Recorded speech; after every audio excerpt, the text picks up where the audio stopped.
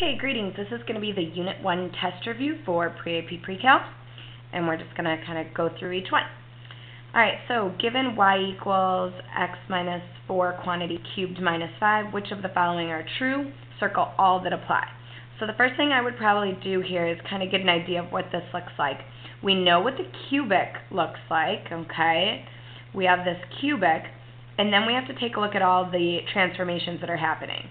So we've got a movement to the right and down. So the point that was originally at 0, 0 is now being shifted to the right by 4 and down 5. So you've kind of got this, and it's probably doing something like that, okay? So the domain is all real numbers. Well, this is going to be true because the domain of all cubics is going to be all real numbers. So I'll just say true there. And the graph passes through the point 6, 3. Well, to see if a point falls on the graph, what you would do is plug in this x value and see if the output is that y value. So when I plug in a 6, 6 minus 4 is 2. 2 cubed is 8. 8 minus 5 is 3. And you can kind of probably take a guess here, like, you know, from kind of seeing it there. 6, 3, it looks like it could be about right as well, so we'll say this one is true. The range is all real numbers. Yep, that's still true. The cubic's going down forever, up forever, so the range is all real numbers, so that's true.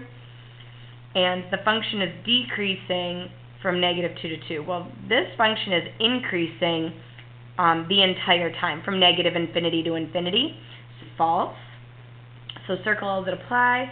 I would say A, B, and C are all true there. Moving on to the next one.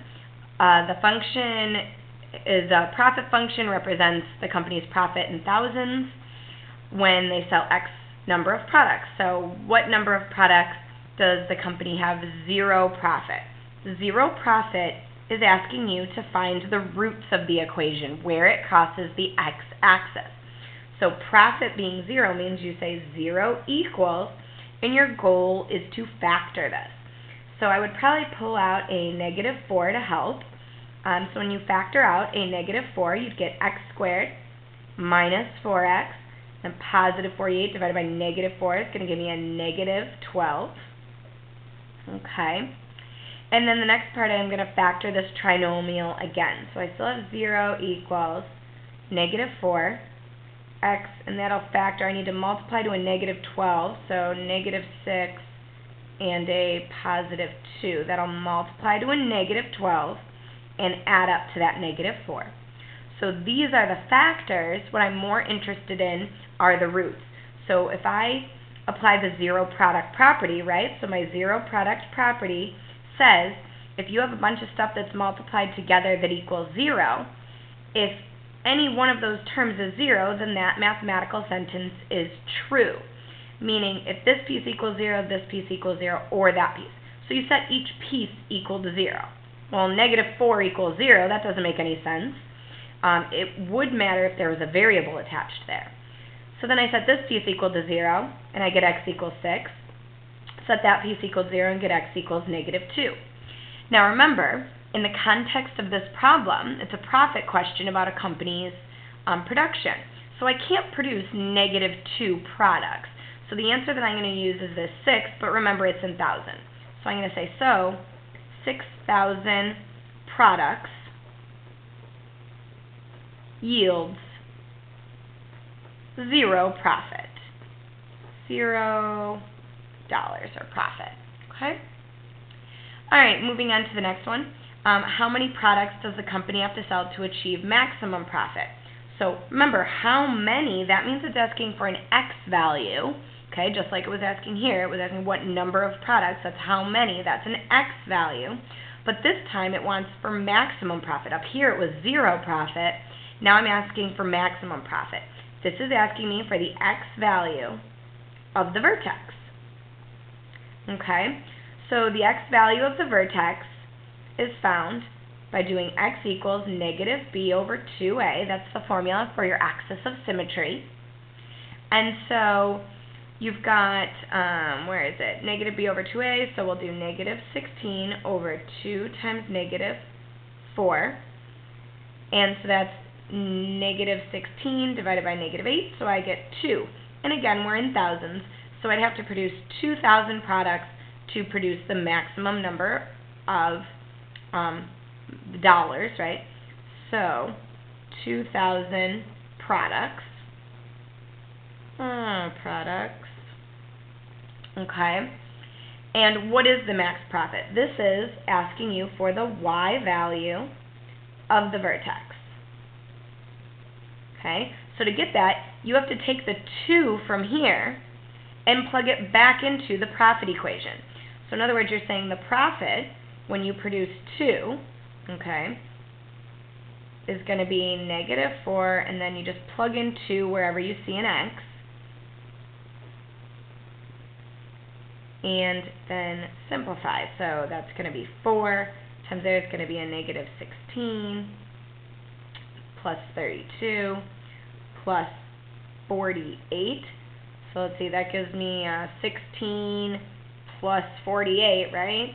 So you've got 16 plus 48 there, so what is that, 54?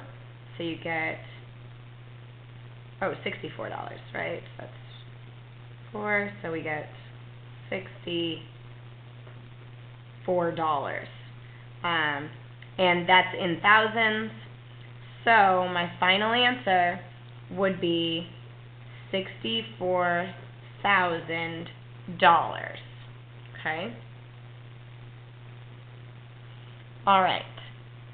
Moving on, we'll kind of scooch this up so we can get to the bottom half. Find the domain of the following functions.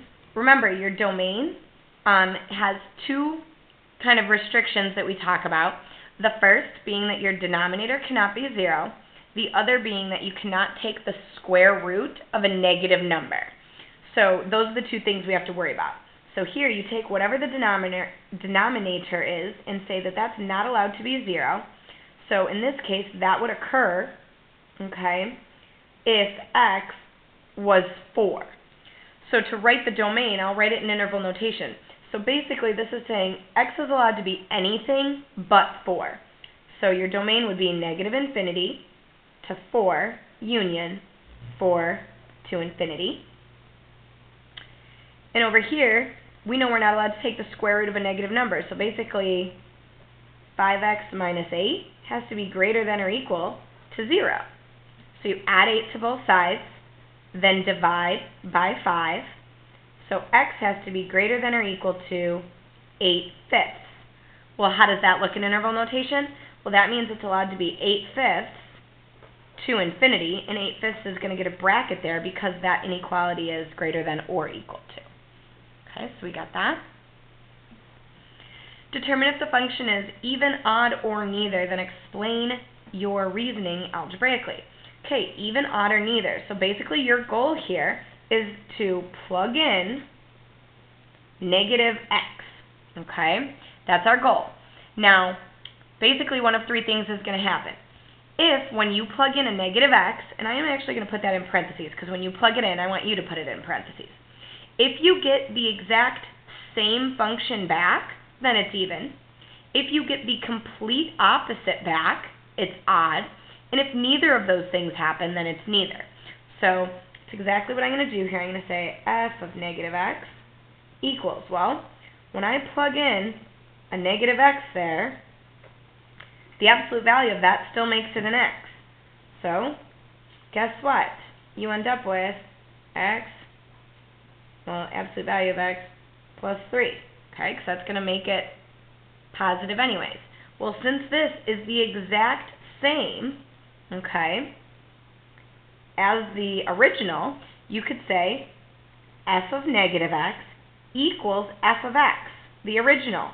Therefore, it's even, okay?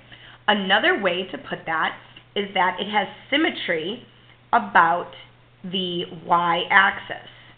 Make sure you know that. So the function is even because it has symmetry about the y-axis. Okay? That means that the y-axis would cut the graph in half. And if you know anything about the graph of that, that's your absolute value curve shifted up 3. So 1, 2, 3, right? So it looks like that, and we would know that that would indeed have symmetry about the y-axis. Okay? Now going to the next one, again, I'm going to plug in f of negative x. So I just figure out what that is, and wherever I see an x, I replace it with a negative x in parentheses, and then I simplify. So now I know f of negative x is equal to, well, a negative cubed is a negative. Multiplied by this negative turns to a positive, and minus a negative turns to a positive. So now I'm comparing this to the original. What you have to be careful here is making sure that each sign changes, because it's clearly not the same. So then you have to say, is it the complete opposite? The sign of the first term changed and the sign of the second term changed. Since both of them changed, we would write that algebraically as f of negative x equals negative f of x. This means the opposite. So the function is odd. Okay, so you can even say there, therefore odd. Okay, because it has symmetry about the origin. Make sure you know that word. You're going to need to know that. If something is odd, it has symmetry about the origin. Okay, so there's your first page. So we'll switch that out and kind of go right to page 2. Okay, make sure you can see that. All right, circle all statements that are always true. Oh, wait, you got one more up there. Sorry. Okay, we'll get to that one in just a minute. All right, so next, state the domain. So here, f of x is being plugged into g of x. So I'm taking this and plugging it into there. One thing I'd like to point out is that here, f of x has no restrictions on the domain, so it doesn't bring any restrictions with it when I plug it in, which is good. So that means when it says state the domain, I only need to worry about the finished product having any restrictions, so denominators or square roots or something. So I take f of x, and wherever I see that x, I'm going to plug it in right there. So I'm going to say that's going to equal 4 over 2 parentheses 5x minus 3, because I'm replacing that. And then I still have this minus 3 hanging out there. Okay?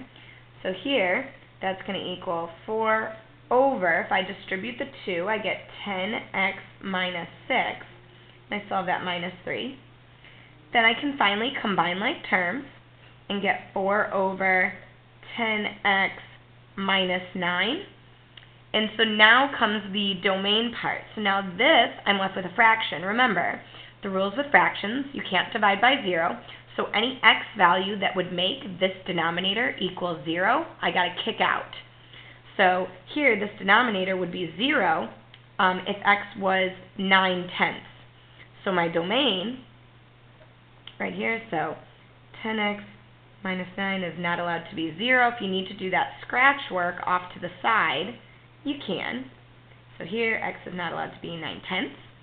So that means that my domain would be negative infinity until 9/10 union 9/10 to infinity.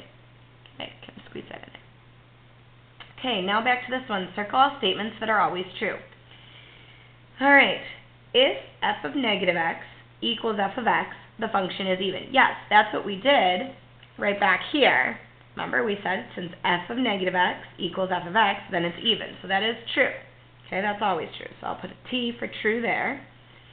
A composition. Does f of g of x equal g of f of x? It could, but not always. So this one is not always true.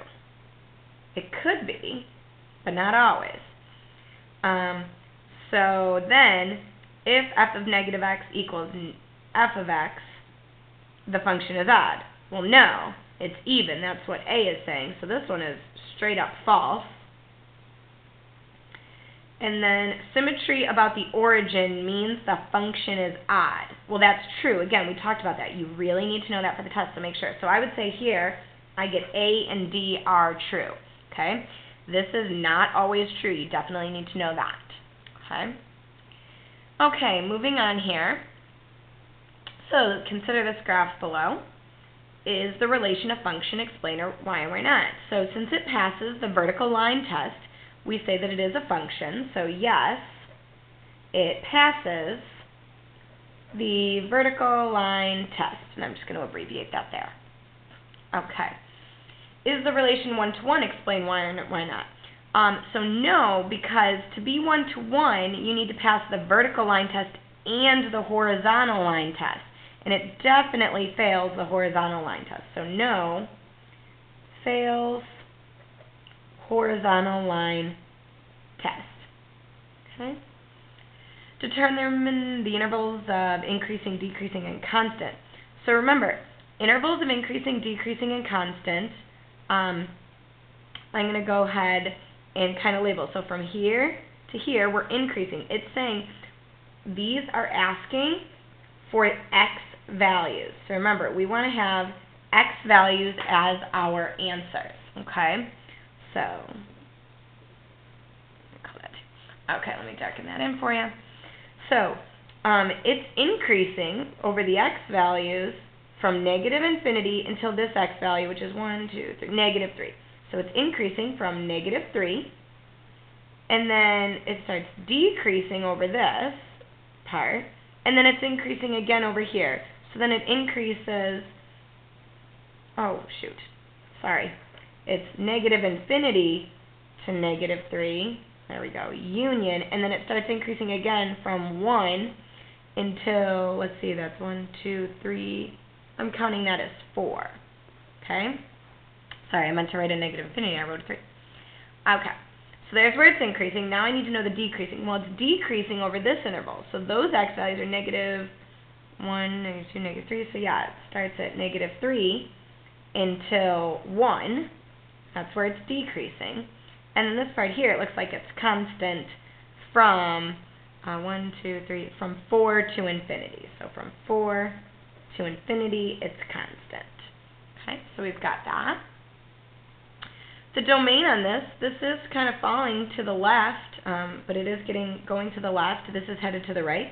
So my domain here is going to be all real numbers. Okay, negative infinity to infinity.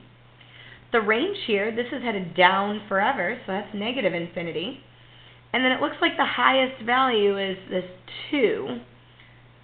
And so that 2 is included. So we'll put a bracket on that.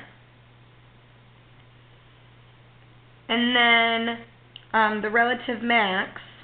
So relative max occurs when you go from increasing to decreasing. So this is going to be a relative max right here. So relative max. Now you can describe the maximum as a point, but if they just ask for the maximum, it's the y value. So the relative max is the y is there, we'll say 2. Okay, so the relative max is 2. Now, where does that relative max occur? It occurs at negative 3, 2, but the maximum is 2. And the relative minimum, well, here's going to be a relative min. Okay, so the relative minimum occurs at 1, and we're going to call that negative 2. So, don't mind my dog. And so then we've got a negative 2 there of a minimum. Okay, so your relative minimum there is also negative 2. Okay, so we've got that. And now we can scooch up to do this last one down there. Number 8 here is solving a literal equation, meaning my answer is going to have letters left in it. So it's a solve for w. So my goal is to get this w alone or isolated. So you kind of do this in like reverse. You want to start with the things that are further away from it. So this minus 6 needs to get undone first.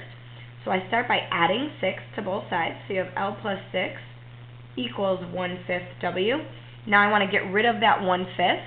Since that 1/5 is attached by multiplication, I want to multiply by 5 to undo it. Okay, you could also think of it as w divided by 5. So to undo it, you'd multiply both sides by 5.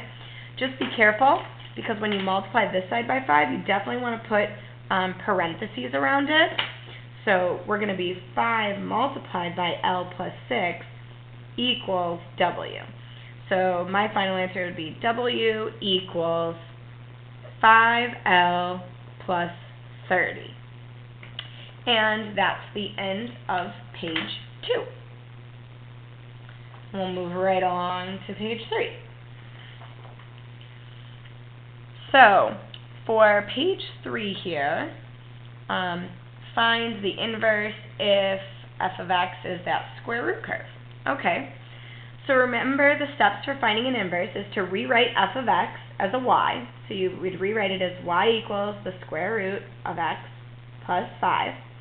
Step 2 says switch x and y. So wherever you see an x, put a y. Wherever you see a y, put an x. And then step 3 is solve for y. So get y by itself. So here, to get this y by itself, I need to square both sides. So I would say x squared, and I'll just kind of draw a little arrow there. So x squared equals y plus 5. Since I'm trying to get y by itself, I need to subtract 5. So x squared minus 5 equals y. And then the last step is to kind of rewrite it back in the inverse notation. So f, that negative 1 of x, equals x squared minus 5. And there, now you've got that one done. And now here it says graph f of x and its inverse on the same set of axes. Okay, well, I'll just grab another color here. So let's see. Try to color code this one. So I'm going to do f of x. The square root curve shifted to the left by 5. So 1, 2, 3, 4, 5. If I plug in a number like negative 1, I get square root of 4, so that'd be 2. If I plug in a number like 3, right, at x equals 3, I get a 9, and the square root of that is 3. So this is headed like that. Okay. And then if I want to graph this, okay, remember this has a restricted domain. This blue one has a restricted domain because I'm not allowed to take the square root of a negative number. So even though here I get a parabola that is shifted down 5, I know what I expect that to look like, right? So you have a parabola shifted down 5, and I'm purposely doing this in a light color. So normally it would be this whole parabola, right? But because of the restricted domain, it's actually only going to be the right-hand side of that parabola. The other way that you could get the inverse, the way that I would recommend doing it on your test, is if you have 4 points here, all you want to do is switch the x and the y points. So over here, I'm just going to do a real quick table. So remember here I had the point negative 5, 0, and I had the point negative 4, 1, and the point 3, 2. Oh wait, negative 5, 1. Sorry, that was a negative 1, 2. Negative 1, 2, and then I had 3. When I plugged in 3, I got 3. Okay, so those are my points there on that. Now, if I want to graph the inverse, you literally take those coordinates and switch them. So instead of negative 5, 0, I'm going to graph 0, negative 5. Now I'm going to graph 1, negative 4, and 2, negative 1, and then 3, 3 is still the same.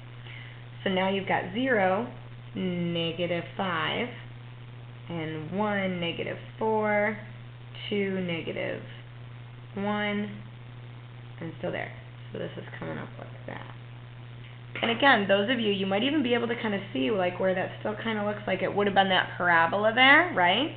Shifted down 5. Again, why don't we have this part? Because of that restricted domain that it brought with it, okay? Others of you might be thinking that your inverse is the reflection over the line y equals x. Remember, here's your line y equals x, okay? So I know that's like hard for you to see. I'm doing that on purpose, okay? So if you kind of reflected that right over, that's where it would land. So that's what an inverse is, okay? Now it says, show that f of g of x equals g of f of x.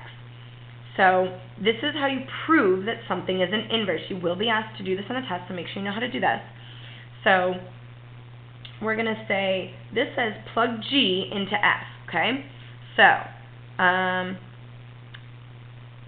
here, that's really saying the inverse. I should say the inverse here. So we're going to call this also g of x for this example, okay?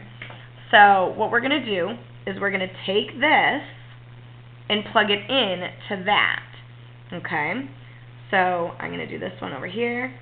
So it's square root, and it's normally x plus 5, but instead of x plus 5, I'm doing x squared minus 5 as the x value, plus 5 there, okay? So this is I'll do that one in rise. Okay, well, what happens here? This minus 5 and the plus 5 kill each other off, right? So that equals the square root of just an x squared. Well, squares and square roots cancel, and I just get an x. Okay, now let's see what happens when I take f of x and plug it into g of x, okay? So here's my g of x. It's normally x squared minus 5, but instead of an x squared, okay, let me do this. Instead of x squared, it's going to be square root of x plus 5 squared minus 5. Well, squares and square roots kill each other off, so you've got x plus 5 minus 5 on the outside there. These 5s cancel, so you get an x. Notice how these equal x. Since those are, they both reduce to x, okay, the kind of statement that you would say at the end there, you would say f of g of x equals g of f of x, therefore they are inverses. And that kind of goes back to that statement that we said before, that we said was not always true, right? So I could give you two functions that aren't inverses of each other, and then that's not going to be true. Like these both reduce to x, okay? These both reduce to x. So those are inverses, but that only works if they're inverses. Otherwise, that won't work, okay? All right, moving on to number 10. Okay, we're kind of moving right along. There's 15 questions we got to do, and we're already on number 10, so hang with me. Write the equation of a function that has the same shape as x cubed, but it's shifted 4 units to the left, so that's going to be a plus 4 in parentheses, right? Reflected across the x-axis, that's going to be a negative outside of parentheses.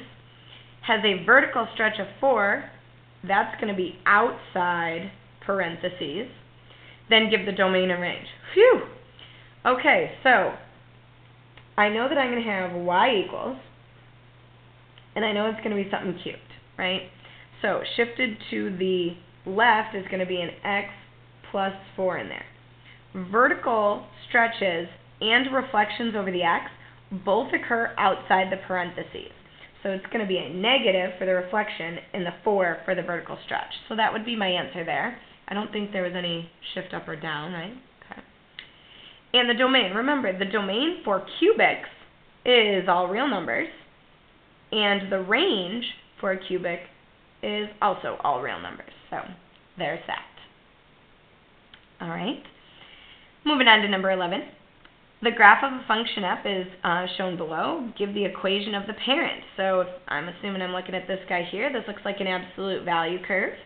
And I'm looking for this vertex here. I know it's kind of small, but I'm seeing this as being halfway between 2 and 4. So I'm going to call that a 3 if my R's aren't failing me. And I see this as a negative 4. So this is the point 3, negative 4 as far as I can see. So give the equation of the parent. So the parent function is just y equals absolute value of x, right? That's the one that we called absolute value, okay? I know that because it has this V shape to it. What is the equation of this function? Well, this function, if the parent function, I'm going to graph it in a really light yellow here, the parent function looks like this, okay? But now it's been shifted, okay? So the parent function there has been shifted. It looks like the slope is still 1, okay? So it didn't have any vertical stretches. But it looks like I went to the right 3, down 4. Well, how do you shift something to the right?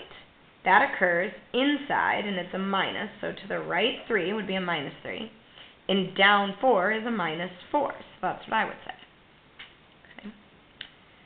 Part C says graph this thing. I'm assuming I'm graphing it right on this little graph provided. So ln curve. Remember, my parent ln curve, okay, the parent ln curve kind of looks like this. Remember, there's a key feature of that ln curve in that it has a key point at 1, 0. Okay, that's a key feature. key point or a key feature. This is y equals ln of x. Okay? So that's what my parent looks like. How is this one different? Well, it's now going to be shifted to the left 4 and up 3. So I take that key point at 1, 0, and I shift it 1, 2, 3 to the left, and up 3, 1, 2, 3. So there's my new point. Okay.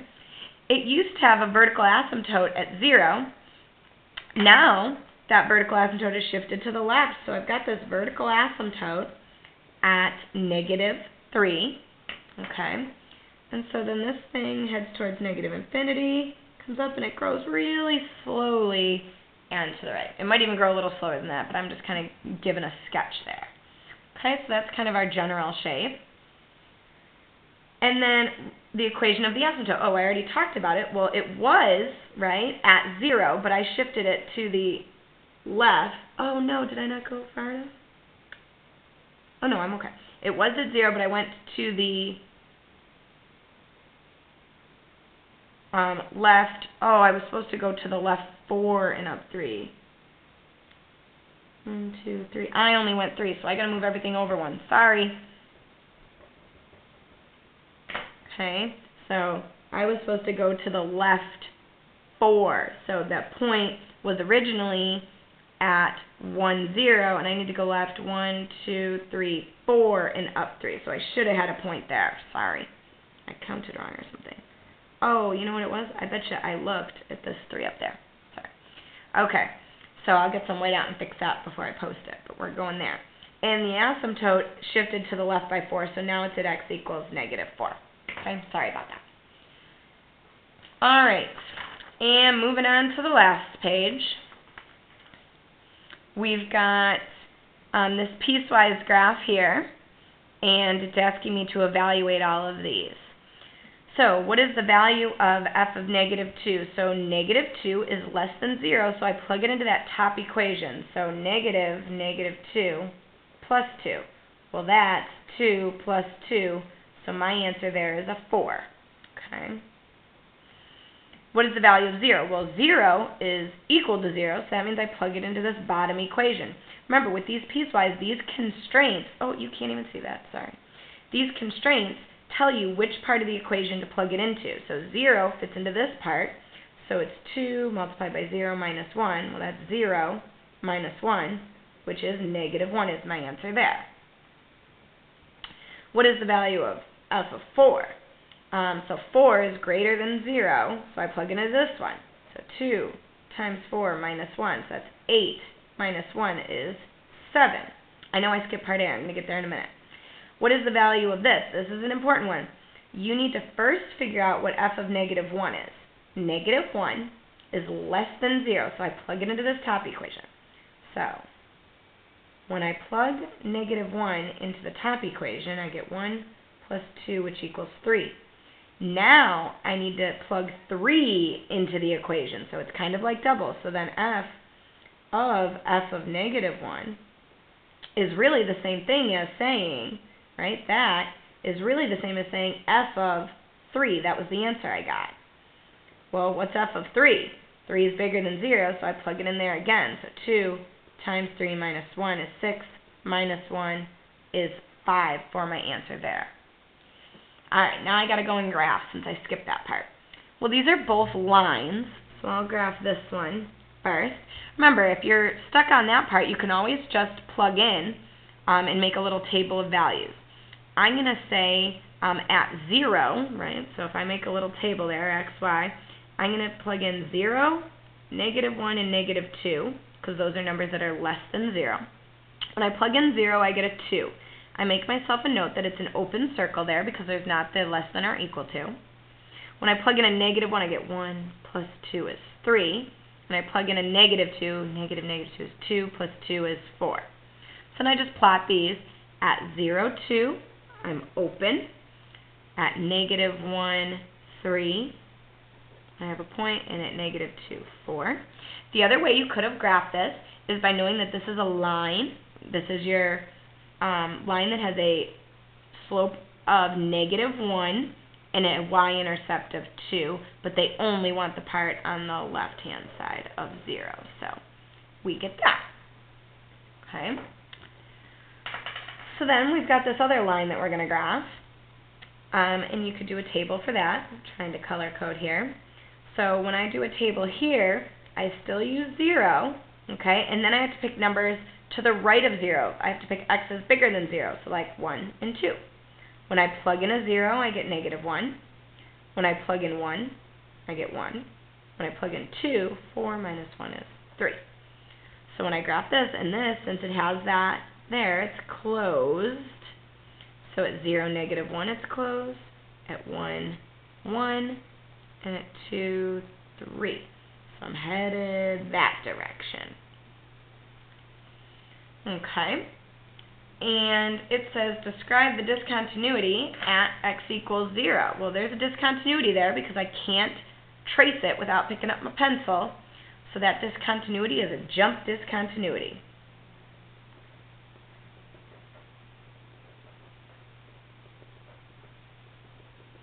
Okay, at x equals 0. Okay. All right, almost done. Finish strong. We got hopefully about less than 5 minutes. All right. Given h of x equals f of g of x, and h of x equals this, what were g and f? Okay. So they're saying this is kind of the final function. What did you plug in to get there? So here it says g had to be plugged into f. So f is the thing on the outside. So I'm going to say f of x was the absolute value of x. And then what did I plug into there to get to this? Well, I must have plugged in that x minus 7. So g of x had to be x minus 7. So if I take x minus 7 and I plug it into there, I get that. So that's g going into f to get h. Okay? Sorry, that x minus 7 looks sloppy, but meh. Okay, you throw a pebble into the pond making a circle ripple with the initial radius of 10. Suppose as the ripple grows, the radius can be represented using that equation. Use the formula for area of a circle to create a function with respect to time. Basically, if you know your area of a circle is pi r squared, but now they're telling you r is a function of t. So you're just taking this and plugging it in for the r value. So a equals pi. Instead of an r, you're replacing it with 3 plus 2t. Don't forget it was squared up there, so now it's squared there. And you could FOIL that out if you needed to, but I'm just going to leave it like that. All right, last question. Let h be the inverse. If f is this, show that h of x is the inverse by showing that this. We actually kind of already did this one on the other page, but on the other page, we were given the two inverses and had to show it, right? Like back here, we were given this. Oh no, we had to find the inverse and then show it. So we already did one just like this. But just for fun, we could do it one more time. So here's this. Again, we're going to say y equals 7x minus 2. To find the inverse, you switch x and y. Solve for y. Once you solve for y, you can rewrite it in that inverse notation. So the inverse, which here they said the inverse is going to be h of x. So the inverse of x equals h of x, which in this case is going to be x plus 2 over 7. Okay? Now it says show that that's the inverse by kind of proving it. So we're going to show that h of f of x equals f of h of x. Alright, so here it says take f of x, plug it into h. So here's h. So I'm going to take this, plug it into there. So you get 7x minus 2 plus 2 over 7. Well, these 2's cancel, so you get 7x over 7, which reduces to x. Okay? Now over here, I have to take h and plug it in to f. So I'm taking this and I'm plugging it in right there for x. So it's going to be 7 parentheses x plus 2 over 7. Okay? minus 2. Okay, so I'm trying to see if these guys are equal to each other so that they're inverses. Well, this 7 and this 7 kill each other off, so I'm left with x plus 2 minus 2, and indeed that's x.